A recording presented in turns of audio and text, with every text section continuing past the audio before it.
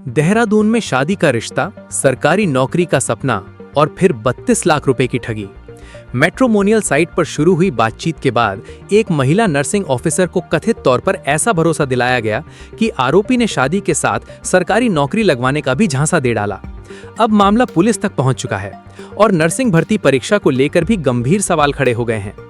मामला देहरादून का है, जहां कैलाश अस्पताल में नर्सिंग ऑफिसर के पद पर कार्यरत एक महिला ने चारू चंद्र जोशी नाम के व्यक्ति पर 32 लाख रुपए की ठगी का आरोप लगाया है।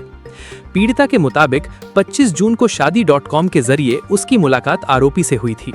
आरोपी ने खुद को देहरादून स्वास्थ्य निदेशालय में ड्रग इंस्पेक्टर बताया और स्वास्थ्य विभाग के अधिकारियों से अपनी अच्छी पहचान होने का दावा किया। बातचीत बढ़ी तो आरोपी ने पीड़िता को भरोसे में लिया और नर्सिंग ऑफिसर भर्ती 2026 में सरकारी नौकरी लगवाने का झांसा दिया।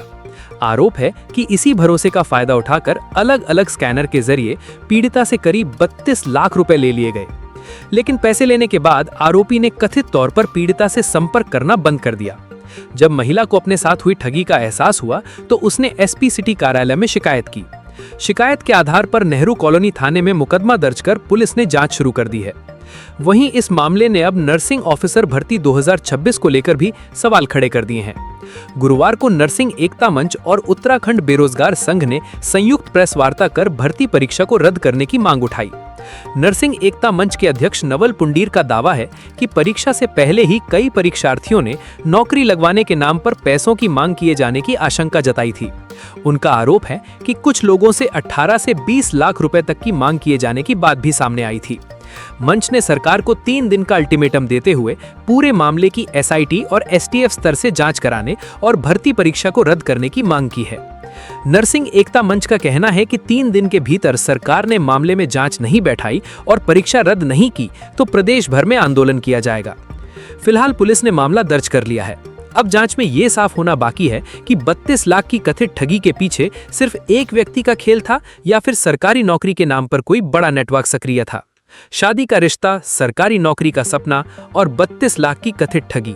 अब इस पूरे मामले की जांच के साथ नर्सिंग भर्ती परीक्षा की पारदर्शिता पर भी सरकार के सामने बड़ा सवाल खड़ा हो गया है। जो है इस भर्ती से रिलेटेड होंगे। हम ये चाहते हैं कि 3 दिन के भीतर जो है प्रदेश सरकार तत्काल इस पर या तो एसटीएफ जांच कराए या तो एसआईटी जांच कराए और इस परीक्षा को तत्काल जो है पहले निरस्त करे और प्रदेश की जनता के समक्ष सारी चीजें रखें। अगर लड़की संपर्क में नहीं है, लेकिन लड़की जो है नर्सिंग के कई अभ्यर्थी उनके संपर्क में है जिन्होंने हमसे बातचीत की है, जिसके बाद हम जो है इस नतीजे में पहुंचे हैं कि पूरे प्रदेश के समक्ष जो है मुद्दा जाना चाहिए। नहीं है, लेकिन स्कैनर सारा जो कितनी तारीख को कितने बजे कितने हजार रुपए, ये सारे स्कैनर लगभग 25 से 30 होंगे जिन पर जो है पैसा ट्रांसफर हुआ है।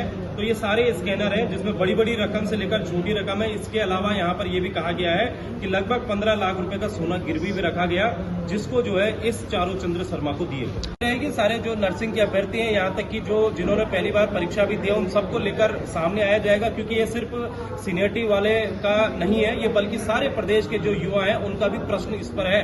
तो इसलिए सबको अब सामने आना पड़ेगा कि आपकी भर्ती में ये सारी चीजें हो रही हैं, क्योंकि ये राज्य सरकारें हमें पहले से ही गुमराह कर रही है। चाहे सीबीआई के नाम से गुमराह किया हो, उससे पहले जो है 2022 में गुमराह किया हो, और आज फिर अगर ऐसी हरकतें आ रही। देखो, हमारा ये कहना है कि आप माफियाओं पर नजर क्यों नहीं रख रहे हो। सबसे बड़ा सवाल ये है, माफियाओं पर नजर रखो, चाहे वो हाकन सिंह हो, चाहे वो नीचे जो है हरिद्वार में दूसरा माफिया हो, या फिर ये चारू चंद्र जैसे जोशी जैसे लोग हैं, इन पर आप नजरें क्यों नहीं रख रहे हो। जब हम बेरोजगार संघ के लोग या फिर अन्य जो संगठन है वो नजरें रखेंगे, तभी आपको जो अकल आएगी। तो ये सारी चीजें जो है इस प्रदेश में बंद होनी चाहिए। 3 दिन के भीतर जो है हम एक बड़ा आंदोलन प्रदर्शन करने की रूपरेखा तय करेंगे। राहुल गांधी से मुलाकात प्रदेश के जो युवा हैं उनको लेकर की गई थी। हमने राहुल गांधी जी के समक्ष ये चीजें रखी कि भाई आज प्रदेश में ये हालत है कि यहाँ पर आप देखोगे सीबीआई जांच हम लोगों ने करवाई और सीबीआई का अता पता नहीं है, वो हमने उनके समक्ष रखा। हमने कहा कि एक जो टेक्निकल यूनिवर्सिटी वहां से पेपर बाहर आ जाता है और बाद में असिस्टेंट प्रोफेसर द्वारा बाहर आ जाता है, तो वो तमाम चीजें रखी। राहुल गांधी ने उसको सुना और आज फिर देखिए, आज फिर ये सारी चीजें हुई है। तो राहुल गांधी जी ने वो सुना। मुझे लगता है कि नेता प्रतिपक्ष हैं और उन्होंने कहा भी है कि हम इस मुद्दे को जो है, ये जो आपके मुद्दे और प्रदेश में जो आपके नकल चल रही है, माफिया जो है बाहर घूम रहे हैं, इसको लेकर हम जो है संसद में हम जो है मुद्दा उठाएंगे। तो उनसे जो मुलाकात रही वो सकारात्मक रही। बात करी और हमने कहा है कि यदि आपके साथ इस मामले में कोई और भी इन्वॉल्व है तो आप उनके सामने आइए, क्योंकि अगर जांच होती तो तमाम लोग इसमें शामिल उनका जरूरी है, एक समय बाद उन लोगों को आना पड़ेगा।